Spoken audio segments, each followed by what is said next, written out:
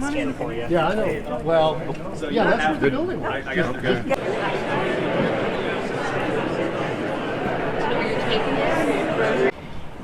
So Idaho's been interesting. It's my first time here, and all I really know about you guys is you guys are known for your potatoes. I gotta say, I love the view here. It is a little cold. I love the mountains though. I'm from Texas, and I'm coming from 80-degree weather, so I was a little cold when I got off the plane, and yeah, I'm glad to be here, and thank you guys for all coming out. So, a little background. On August 25th of 2020, I was put in an unpredictable situation where I was forced to defend my life. I was put on trial, smeared by the media, smeared by the current sitting president of the United States, where he went on to call me a white supremacist in a campaign video. And the attacks still haven't stopped. I face lawsuits and ridicule on a daily basis, and I'm hoping I get to share some of that with you guys today. All right, well, Mike, thank you. So, Kyle, we wanted to ask you a few questions here tonight. Take us through what your life has been like since your acquittal a year and a half ago. I mean, we watched the whole ordeal. It was very painful to watch you go through. I was watching some clips the other day, and what a painful experience that was for you. So maybe get us caught up what your life has been like the last year and a half. So since I was acquitted on November 20th of 2021, my life has been a little bit of a roller coaster, to say the least.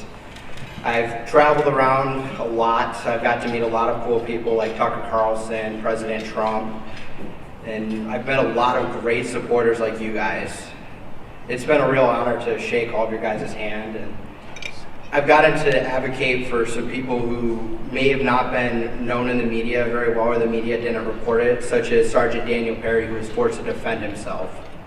He was wrongfully convicted just a couple weeks ago in Travis County in Austin, Texas, after a rioter pointed an AK-47 in his direction, and he defended his life. And the media didn't really pick up on that until he was wrongfully convicted by a rogue DA, to say the least. I had the opportunity to testify for a bill in North Dakota. It was called Kyle's Law, and that law, unfortunately, did not get passed through, but they are going to be bringing it back in 2 years. What Kyle's Law entailed was anybody who was acquitted of using lawful self-defense deserves to get reimbursed by the state for legal fees. They get reparations.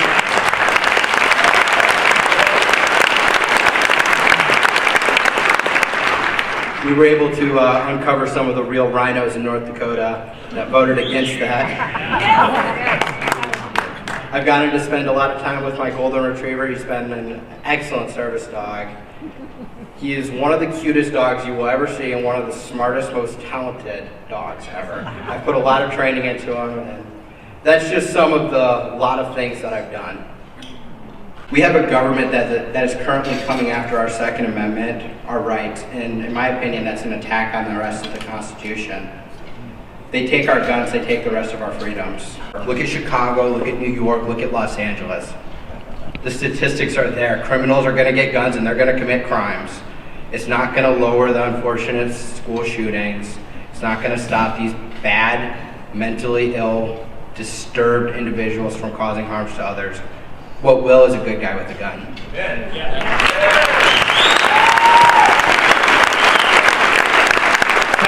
You're being sued by one of the families of the men who attacked you, of the man who attacked you. Is there anything that you can talk about? And if so, what would you say about that wrongful death lawsuit against you? So I'm currently being sued by two individuals. I'm being sued by the estate of Anthony Huber. He was the guy who attacked me with the skateboard, and I was forced to defend my life from him. And I'm being sued by Gage Grishgrutz, the guy who decided to point a pistol in my face. These lawsuits have been stressful. They've cost a lot of money. And to be honest, I couldn't be able to afford my attorneys if it weren't for people like you guys that support me, you guys that donate and pray and help me get through this, because this lawsuit is an example of if you defend yourself, if you are acquitted, we're we're going to take you to civil court, we're going to bankrupt you, and they're trying to do that to me, a 20-year-old kid who has no assets. Imagine if I was some 45-year-old man who worked my entire life for everything I had, and they decided to come take that from me. They're going to use this as precedent. Finally,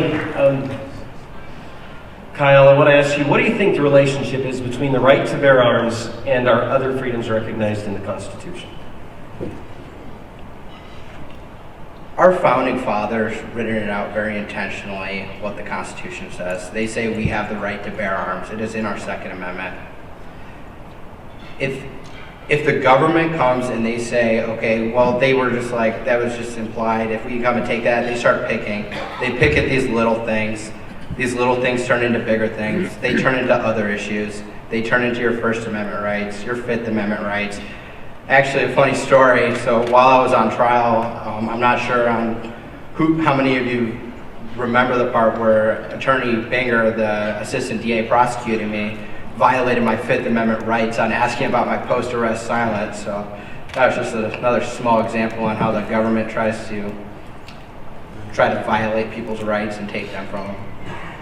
But we lose our Second Amendment rights. We lose our rights to bear arms. It's my belief that the rest crumbles, the rest fails, and then it's just tyranny. It's whatever the government wants to do, and honestly, we have to stop it. It can't be put up.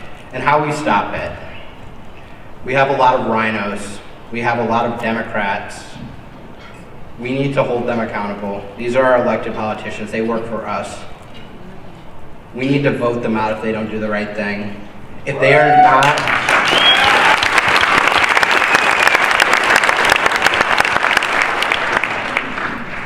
not, doing what is in the best interest for the people, vote them out. If they're passing bills allowing like drag shows to go on in churches or schools, or doing that, or other terrible things, vote them out. Vote in somebody who will protect the Constitution, protect the American people, and protect our rights.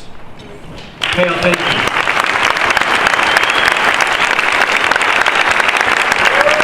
Ladies and gentlemen, Kyle